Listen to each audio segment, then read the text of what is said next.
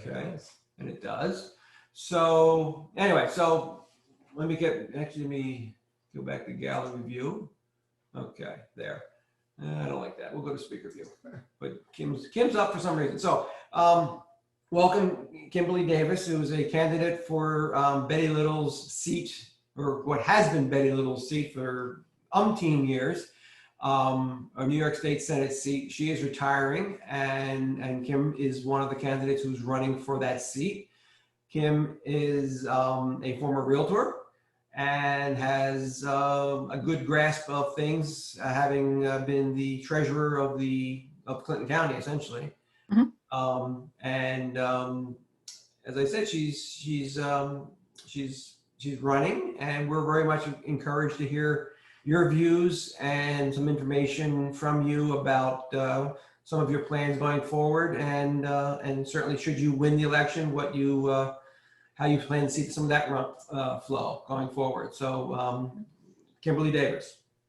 Thanks so much, and I appreciate all of you being here and giving me this opportunity. I do prefer Kimberly to Kim, so just so everybody knows. So just a little bit about myself, and then why I'm running and what I want to do. Actually, Andrew and I think we're at SUNY Plattsburgh at the same time, so good to see you, Andrew. Although I was considered an adult student, my parents, come from very humble beginnings. They didn't have the money to send me to school, worked 2 jobs most of my life. And so when I had the opportunity to go back to school, I did go to SUNY Plattsburgh and received my degrees from there. But I have lived actually in Clinton, Essex, and Franklin counties.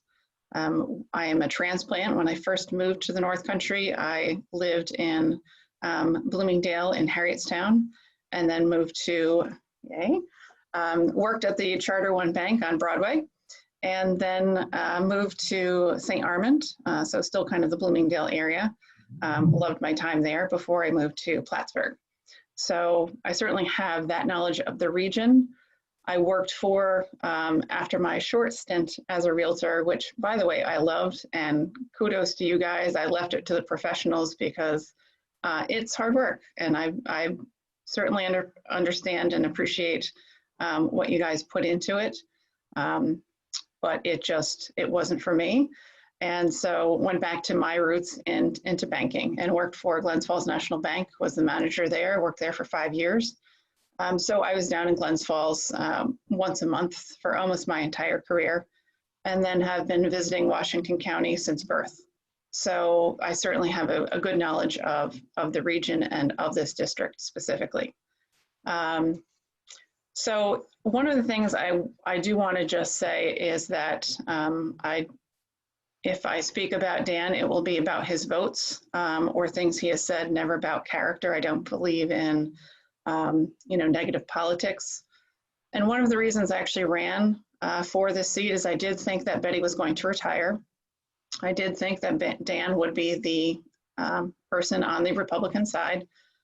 And, Betty had a lot of respect from both sides of the aisle because she did, most of the time try to listen and work with both sides. I'm certainly a Democrat, and there's lots that we disagreed on. But Dan is not Betty Little. And one of the things that has bothered me a lot and kind of pushed me over the edge to run is seeing the hyper-partisanship that comes from him. And it was something that I would regret if I didn't run because of that. I grew up in a Republican family. And so to me, if you demonize the other side, you're putting up a barrier of communication, and do people feel comfortable coming to you.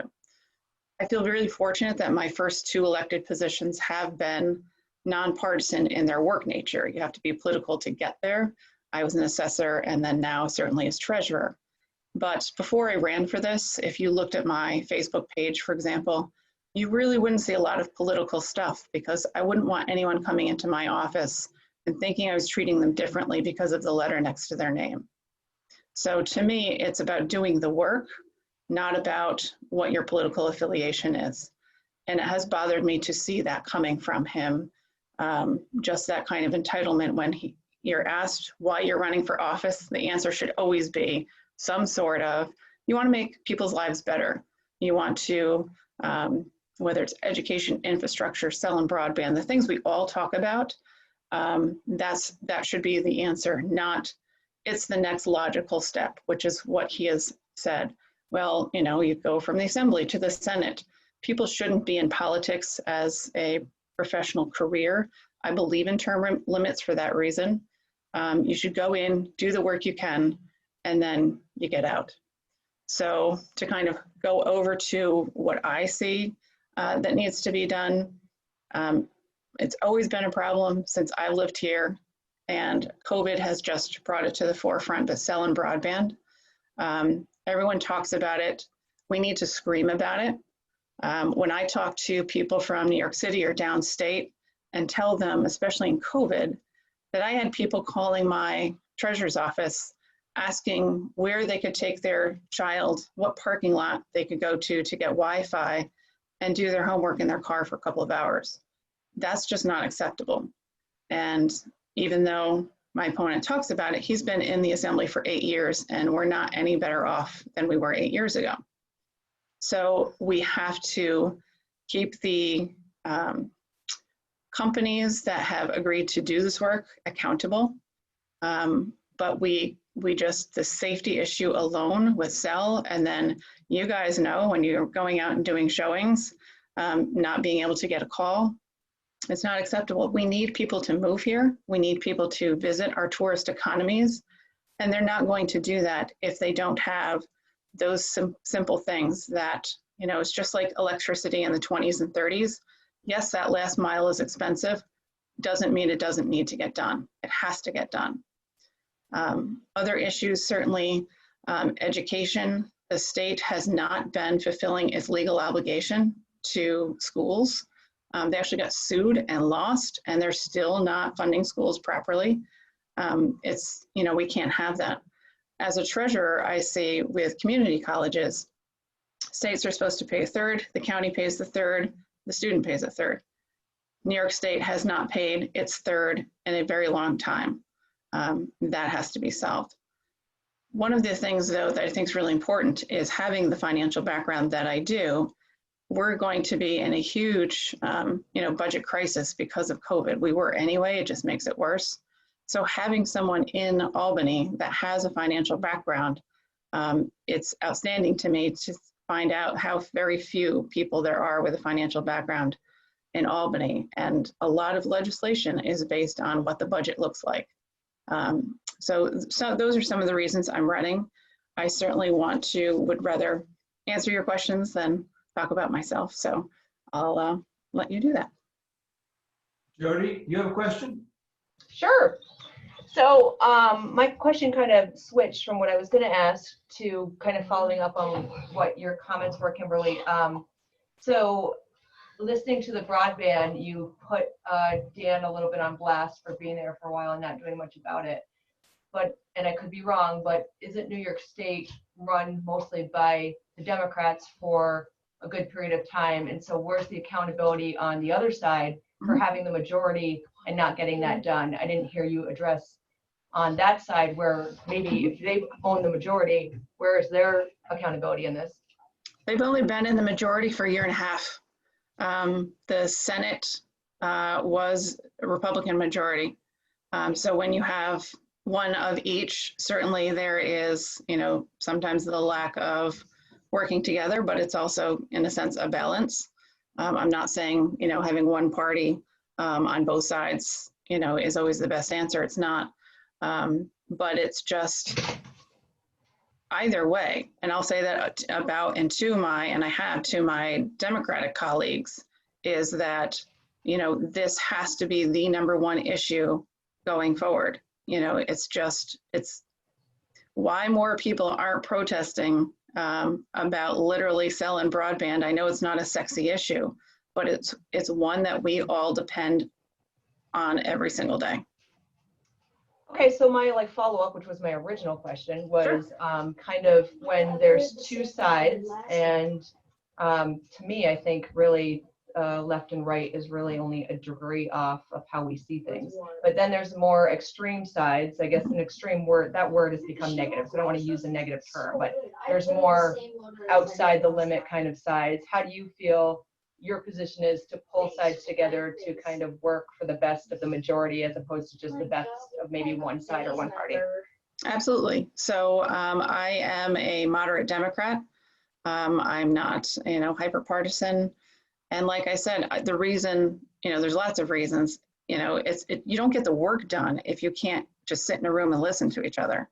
I think that's one of the reasons I've been successful and didn't have an opponent the last time I ran, is that when I work with my colleagues on the legislature, the first couple of years I was in, it was under Democrat control. It is now under Republican control.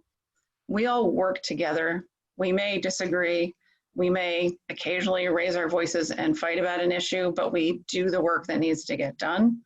And I think that's part of the problem, is that people stopped listening a long time ago.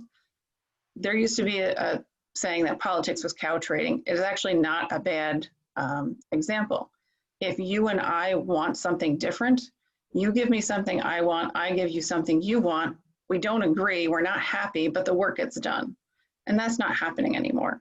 So yes, I think it's the people in the middle that need to explain to the people on maybe more of the fringes why what the other side is talking about is important.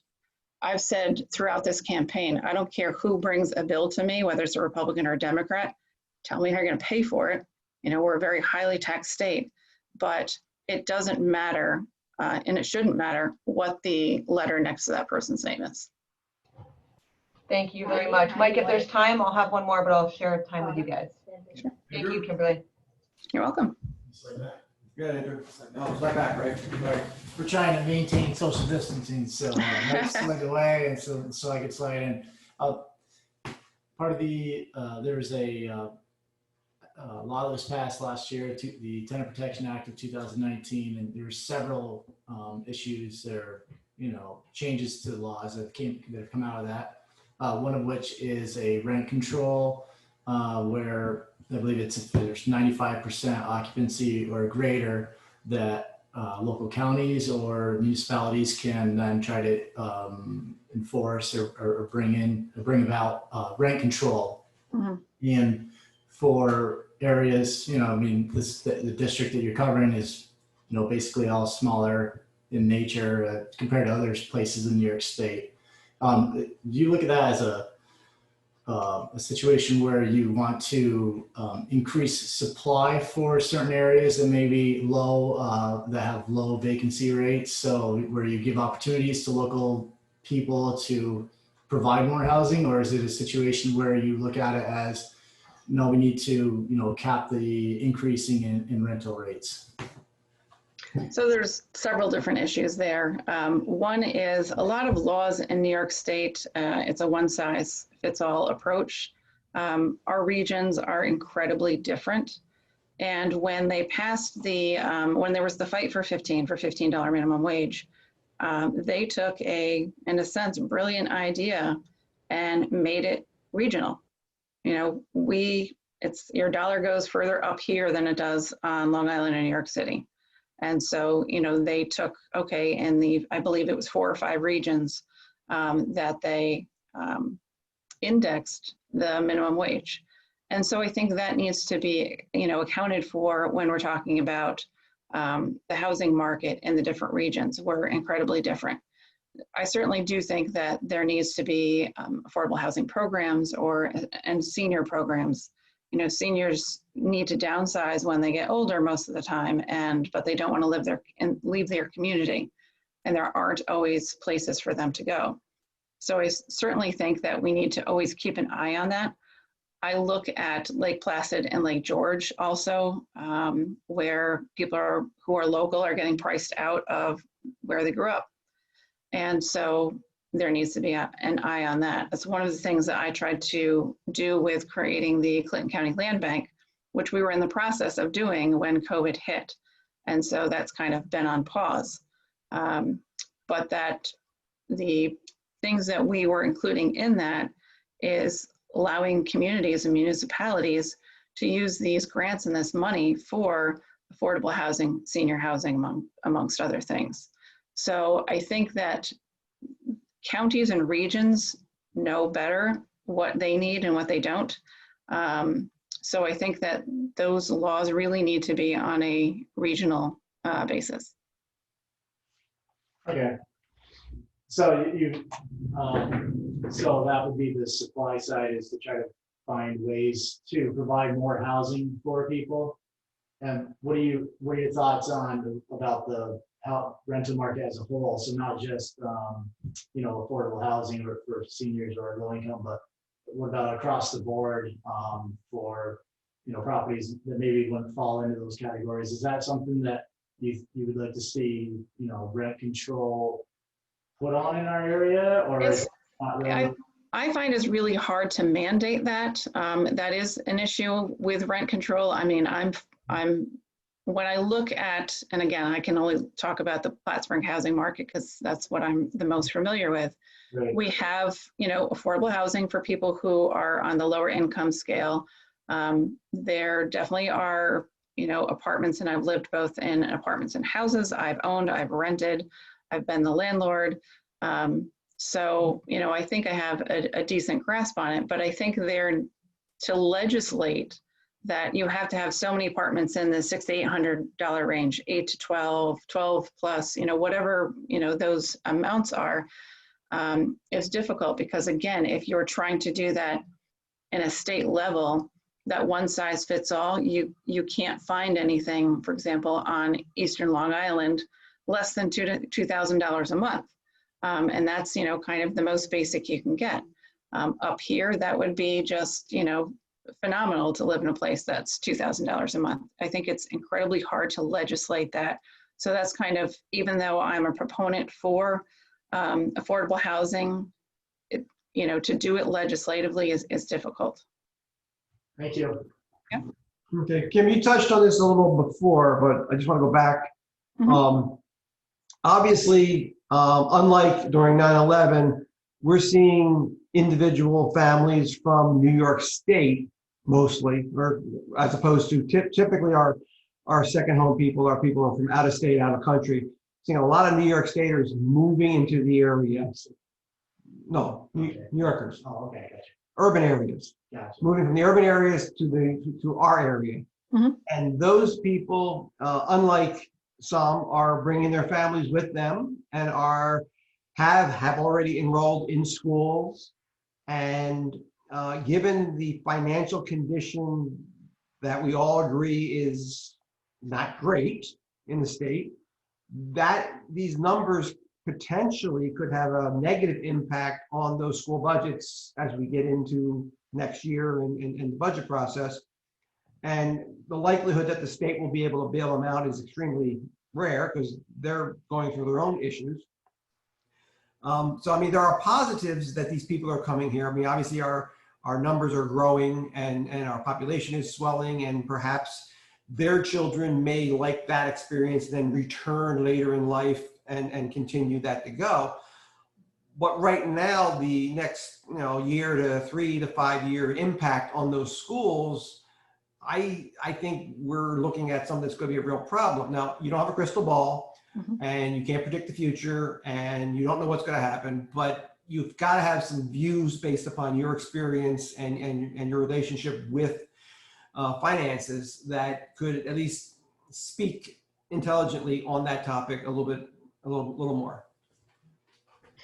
So I think, it's if all of a sudden, if a school has, 1/3 more or twice more, there's just physically a space issue. There's, we can even put COVID aside because, how do you, distance those kids?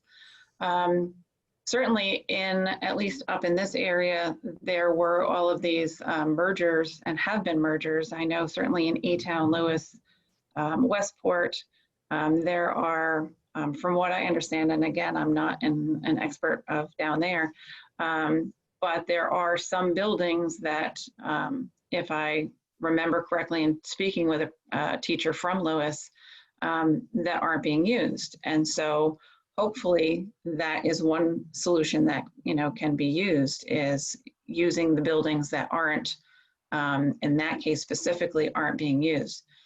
As far as when I look at Plattsburgh, whether it's, we had, and I can't remember which of the Seton schools closing down, I think we would just have to try to utilize other buildings if it was a physical problem. Then there's just a problem of teachers, and what are we going to do in COVID? Is it going to continue to be remote? There's a lot of issues there, and I absolutely don't have a crystal ball. But I think, number one, the issue is going to be space. And then it will be, yes, absolutely, the teachers, the resources, how that's going to work. Certainly, if the people are coming in and we're getting more property tax and school tax dollars, then that will be a help. But I freely admit, by the way, when I don't have an answer, and I'm not going to, sit here and guess, so I don't have an answer. But at least using what resources we can. I think one of the good things with, from the county level with shared services is, and schools, whether they're using that or not, but be able to utilize some shared services between districts if that's necessary, sharing administration if that's available. So, we have to all work together to get through these things. All right, thank you. Jody? Brenda, did you want to add any questions? We didn't want to leave you out. She's so hacking. She's hacking. We can't hear you though. What the heck? You're muted. She's literally hacking. Who hacks in this Who's game? talking? Who's talking I there? hear somebody. He was talking. No, that's Here my I am. plan. Chase, Ah. no Can more. you hear me now? Yes. I apologize. I am not prepared. I had a lot of things come up today and I just zoomed in and I was just gonna listen. I don't have a. That's okay. I got another question, Brenda. I know I have questions, but I can't think of what they are right now. I've been too zooming around. Sorry. No worries. So Kimberly, you mentioned broadband as a big issue that you want to take on. What are some other issues as far as the social uprising in the country right now? Is that an issue? The police, is that an issue? Where are you feel like in your next term, if you were seated, what would be your strongest points that you really want to focus I can't on? hit her. Chase. No, I think, this moment in history brings out certainly the social and economic justice issues, and they're intertwined. I think certainly we all can recognize that there has been over the decades and hundreds of years systemic racism, and I think that's certainly bubbling up. I am not a proponent of defunding the police, for example. Certainly, I think actually they need different resources. We do need mental health professionals within and working with the police department. And when I talk to the chief of police here, for example, or some retired folks, our officers see things that no one ever would want to see. And yet when they go back to the station, there is no one to talk to. I was floored when I heard that. And I said, well, you must contract out with a psychologist. No, they don't. They get an 800 number. That's just ridiculous. And so when 1 out of 5 calls are mental health and addiction issues, there's no reason we can't have mental health professionals working with the police. And they're starting to do that here in the city of Plattsburgh with our community services office, that they have mental health professionals working out of there, which is great. But it's also, economic equality, and this actually does refer back to cell and broadband in a sense, because when you have, these other places in the state having a resource that we don't have, to me, that's also economic equality. We do get lots of resources from Albany. I know there's talk about, we should split New York into 2 or 3 different states. To me, that's ludicrous. We get $6 back from Albany for every dollar we send there. We get enormous resources. I certainly want to look at how those resources are coming back. And with my financial background, I think one of the other things I want to look at is efficiencies, economic efficiencies.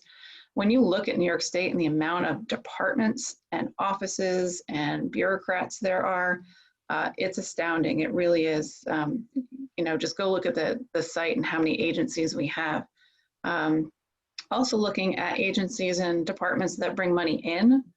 Yeah, I am not a proponent of big government, but when you have, when I was an assessor, the more field people I had, they brought in 5 to 10 times the amount of money it cost them to hire. Why aren't we having more, auditors? Or my father was a welfare fraud investigator. Why aren't we investing in those types of jobs where it brings revenue or it corrects, fraud into the state? So, certainly I look at things through a fiscal lens first, but there are other areas that just need to be worked on. If I didn't mention it before, I think it's also people just get really comfortable. And so I am for term limits. I think if with the Assembly and the Senate, there is just this pipeline and people just stay in for a long time. So 20 years combined for both of those positions, you can't stay in longer than that. But also we have this huge economy in this country and in New York State. And why is it that they're in session from January to June, sometimes May, and then they go and do constituent services, which is necessary. But look at Congress. They go to, DC year round. Yes, they have breaks. Yes, they have time to do their constituent services. But our state needs a lot more attention than just being in session for 6 months a year. I think it really does need to go to a year-round calendar. And I think for this would take a constitutional amendment, I think it's ridiculous that both the Senate and Assembly are 2-year terms and that they're not staggered. So pretty much everyone is up 2 years, and 2 years is such a short period of time. So much time is spent on fundraising. You pretty much start, as soon as you're elected, you start your fundraising again. I certainly can see, as being a treasurer, having a 4-year term, that I don't have to worry about my next election until, 6 to 8 months the year before. But it just creates all of this just constant, attention to fundraising. So, the work needs to get done. And I think if they went to a year-round calendar and they went to a 4-year term, it would help that. Thank you very much. That was helpful. Sure. All right, Kim, or Kimberly, I'm sorry. Thank you very much. If you would, as I said, this is being recorded and we are going to send it to our membership.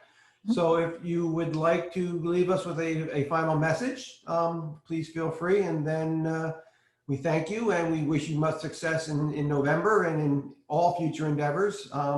We appreciate your public service for sure. And like I said, just if you can leave us with a message for our membership, that would be wonderful. Sure, thanks. Well, again, just thanks for the opportunity. I appreciate being able to speak to you guys. As I said before, if I don't have an answer, I go seek it out. I'm not going to tell you I know something.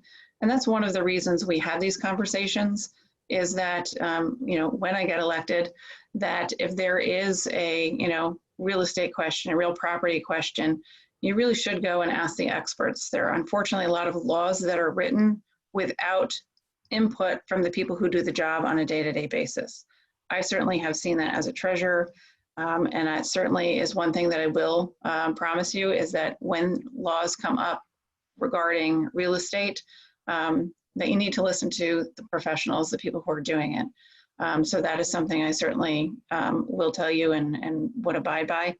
Again, I'm asking for your vote and for your support as someone who is, as I said, a moderate Democrat, wants to really just go and get the work done to make everyone's life better. So I appreciate you giving me this time. Thank you. Thank you. You're welcome. Thanks. Thanks. Thank you. Okay, so